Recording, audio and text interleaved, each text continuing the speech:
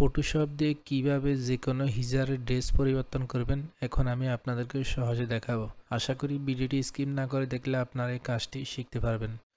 হিজাব সেট করার জন্য প্রথমে এই টুলটা সিলেক্ট করে নিব।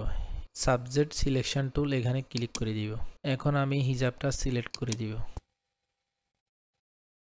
সিলেকশন করার পরে এই হিজাবটা একটা ডুপ্লিকেট লেয়ার তৈরি করে নিতে হবে। ডুপ্লিকেট লেয়ার তৈরি করার জন্য কন্ট্রোল জে সিলেক্ট করে দিবেন। তারপরে এই লেয়ারটা সিলেক্ট থাকা অবস্থায় মাউসের রাইট সাইড ক্লিক করে কনভার্ট টু স্মার্ট অবজেক্ট এখানে একবার ক্লিক করে দিবেন। তারপরে এই লেয়ারটা পিএইচডি ফাইলে সেভ করার জন্য ফাইলে ক্লিক করে দিবেন। Save as, save your computer, save.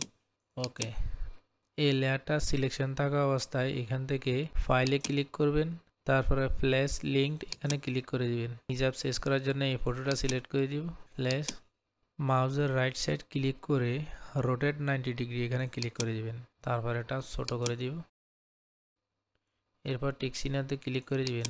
এই লেয়ারটা সিলেক্ট থাকা অবস্থায় মাউসের রাইট সাইড ক্লিক করে এখানে ক্রিয়েট এ ক্লিপিং মার্কস এখানে ক্লিক করে দিবেন। ক্লিক করার পরে ফিল্টারে আবার ক্লিক করে দিবেন। ফিল্টারে ক্লিক করে এখানে ডিস্টক, তারপরে ডিসপ্লেস এখানে ক্লিক করে দিবেন।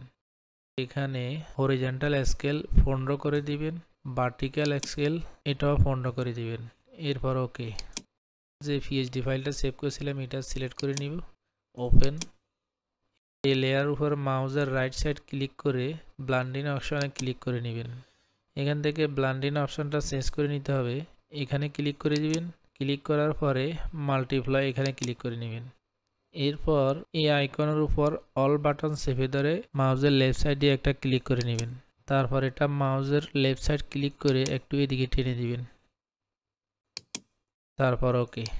সম্মানিত ভিউয়ার্স, আশা করি মোটামুটি বুঝতে পেরেছেন কিভাবে ফটোশপ দিয়ে যে কোনো হিজাব চেঞ্জ করে নিতে পারবেন। এতক্ষণ সবাই সাথে থাকার জন্য অসংখ্য ধন্যবাদ।